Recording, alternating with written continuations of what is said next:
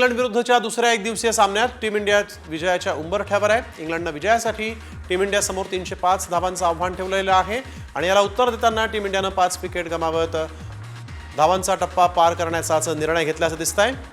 कर्णधार रोहित शर्मानं दमदार शतक ठोकलेलं आहे। 7 षटकार आणि 11 चौकारांच्या मदतीनं हिटमॅननं 119 धावा केलेल्या आहेत। शुभमन गिल बरोबर पहिल्या विकेटसाठी रोहितनं 136 धावांची पार्टनरशिप केली होती।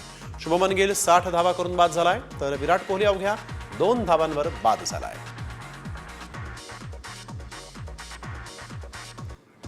इंग्लंड विरुद्धच्या दुसऱ्या एकदिवसीय सामन्यात टीम इंडिया विजयाच्या उंबरठ्यावर आहे। इंग्लंडनं विजयासाठी टीम इंडिया समोर 305 धावांचं आव्हान ठेवलेलं आहे आणि याला उत्तर देताना टीम इंडियानं 5 विकेट गमावत धावांचा टप्पा पार करण्याचाच निर्णय घेतल्याचं दिसतंय।